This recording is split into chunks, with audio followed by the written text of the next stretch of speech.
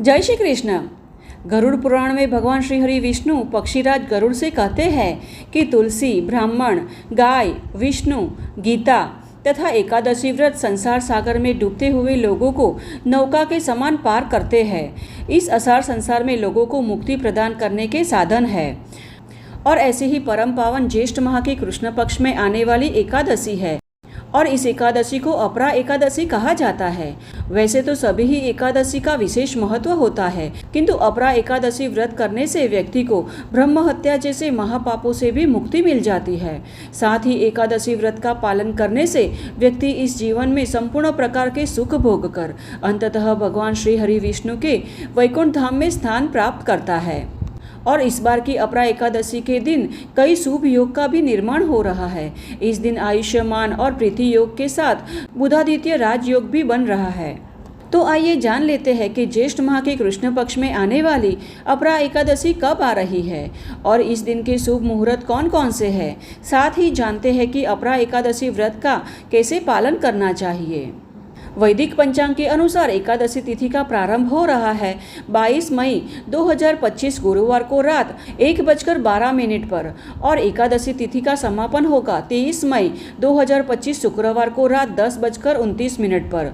उसके बाद द्वादशी तिथि का आरंभ हो जाएगा 24 मई शनिवार को शाम 7:20 पर।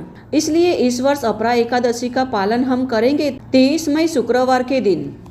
अब एकादशी के दिन ब्रह्म मुहूर्त में उठकर स्नान इत्यादि कर भगवान श्री हरि की पूजा आराधना करनी चाहिए और संपूर्ण दिवस व्रत उपवास कर भगवान की सेवा पूजा और कीर्तन में ही अपना समय व्यतीत करना चाहिए।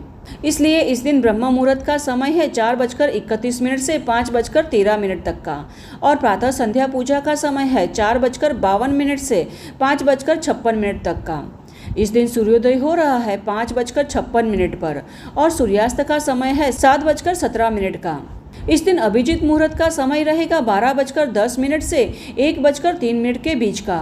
विजय मुहूर्त 2:50 से 3:44 के बीच का रहेगा और गोधूली मुहूर्त का समय है 7:16 से 7:37 तक का। सायं संध्या पूजा का समय है 7:17 से 8:21 तक का और इस दिन अमृत काल का समय सुबह 11:35 से 1:04 के बीच का रहेगा। इस दिन सर्वार्थ सिद्धि योग का भी निर्माण हो रहा है और सर्वार्थ सिद्धि योग शाम को 4:02 से दूसरे दिन अर्थात द्वादशी के दिन प्रातः 5:55 तक रहेगा और सिद्धि योग भी शाम 4:02 से दूसरे दिन सुबह 5:55 तक रहेगा।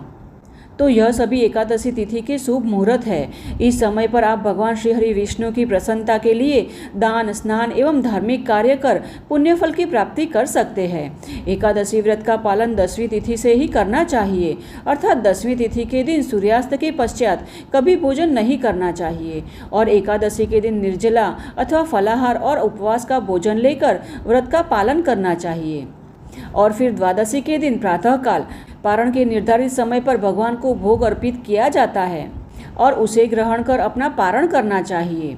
इसलिए अपरा एकादशी व्रत पारण का समय है 24 मई शनिवार को 5:55 से 10:23 के बीच का।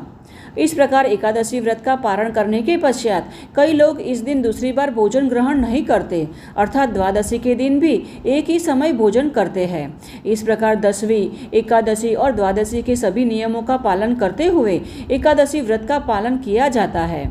पारण करने के लिए भी द्वादशी के दिन प्रातःकाल ब्रह्म मुहूर्त में उठकर हमें स्नान इत्यादि अपने नित्य कार्य करने के पश्चात भगवान की प्रातः पूजा करनी चाहिए। धूप दीप प्रज्वलित कर भगवान के चरण कमल में अपने व्रत का पुण्य फल अर्पित करते हुए भगवान से प्रार्थना करनी चाहिए कि वे हमें उनकी शुद्ध भक्ति प्रदान करें, क्योंकि एकादशी व्रत का पालन वास्तव में भगवान की प्रसन्नता हेतु ही करना चाहिए, न कि भौतिक सुख सुविधाओं की इच्छा के लिए। अब इस प्रकार श्रद्धापूर्वक भगवान की पूजा आराधना करने के पश्चात स्वादिष्ट एवं सात्विक भोजन बनाकर भगवान को भोग अर्पित करना चाहिए और हो सके तो यह सब कार्य आप सूर्योदय से पूर्व ही कर लें। और फिर भगवान को जो भोग अर्पित किया जाता है उसे सर्वप्रथम ब्राह्मण अथवा किसी सुयोग्य पात्र को भोजन करवाने के पश्चात ही हमें भगवान के प्रसाद को ग्रहण कर अपना पारण करना चाहिए। इसलिए द्वादशी अर्थात 24 मई शनिवार के दिन ब्रह्म मुहूर्त का समय है 4:30 से 5:13 का। प्रातः संध्या पूजा का समय रहेगा 4:52 से 5:55 के बीच का। इस दिन सूर्योदय हो रहा है 5:55 पर और सूर्यास्त का समय है 7:18 का। तो यह है एकादशी और द्वादशी के शुभ मुहूर्त। ज्येष्ठ माह की कृष्ण पक्ष में आने वाली अपरा एकादशी सभी पापों का नाश करने वाली है। अपरा अर्थात अपार अथवा अतिरिक्त। जो प्राणी एकादशी का व्रत करते हैं उन्हें भगवान श्री हरि विष्णु की अतिरिक्त भक्ति प्राप्त होती है। इस कल्याणकारी व्रत के प्रभाव से भक्ति और श्रद्धा में निरंतर वृद्धि होती है और अंततः हमें भगवान की शरण प्राप्त होती है। तो यह है ज्येष्ठ माह में आने वाली अपरा एकादशी के विषय में संपूर्ण जानकारी। हमें आशा है कि हमारे द्वारा दी गई जानकारी आपको उपयुक्त होगी। अगर यह जानकारी आपको थोड़ी सी भी उपयुक्त होती है तो इसे अपने मित्र और परिवार में भी शेयर करना, जिससे कि उन्हें भी एकादशी व्रत के विषय में संपूर्ण जानकारी प्राप्त हो सके। तो चलिए हमारे शास्त्रों में वर्णित ऐसे ही महत्वपूर्ण जानकारी और कथाओं के साथ फिर से मिलते हैं। तब तक के लिए जय श्री कृष्ण।